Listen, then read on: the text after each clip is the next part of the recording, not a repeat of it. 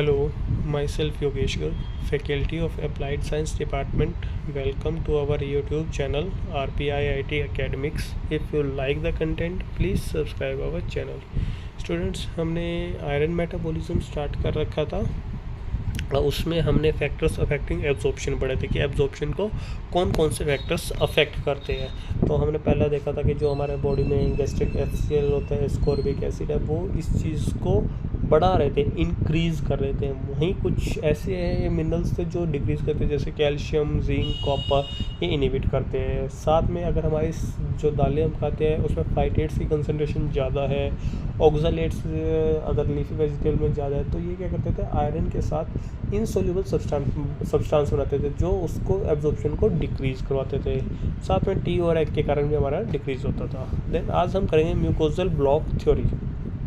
क्या होता है देखो, when iron stored in body depleted absorption is enhance, यानी कि हमारी बॉडी में जो आयरन स्टोर है उसकी कंसंट्रेशन डिक्रीज़ होती है तो एब्जॉर्प्शन अपने आप बढ़ती है। ठीक है, अगर हमारी बॉडी के पास सफिशिएंट आयरन है तो एब्जॉर्प्शन नहीं होगा, लेकिन उसकी कंसंट्रेशन डिक्रीज़ कर रही है तो एब्जॉर्प्शन बढ़ेगा। Then inadequate quantity of iron is stored, absorption is decrease, this is called mucosal theory.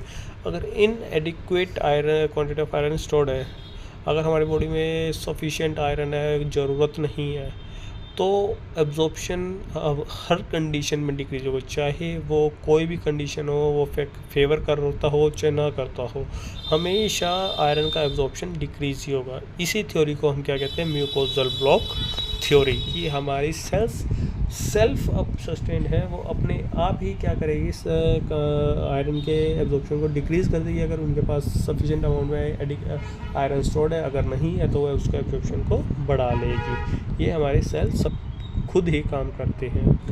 Then आते हैं डिजीज स्टेट्स। डिजीज स्टेट्स के आयरन की कमी से क्या क्या डिजीज़, सबसे मोस्ट कॉमन डिजीज़ होती है एनीमिया।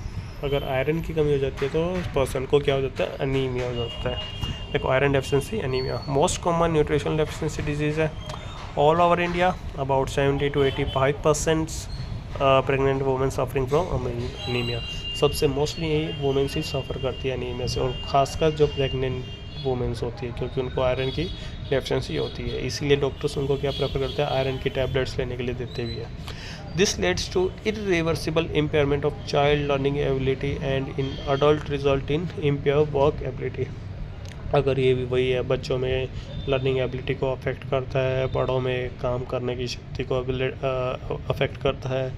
ठीक है, तो इसके अफेक्ट्स अलग अलग होते हैं। Strict vegetarian are more prone for iron deficiency anaemia. अगर जो स्ट्रिक्ट वेजिटेरियन है वो ज़्यादा इसकी तरफ, उनमें डेफिशिएंसी हो सकती है आयरन की, और एनीमिया हो सकता है।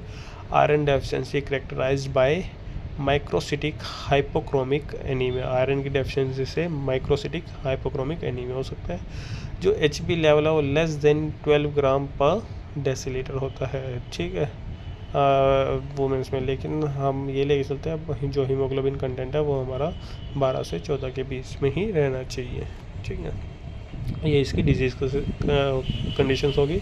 मोस्ट कॉमन अनीमिया ही होता है।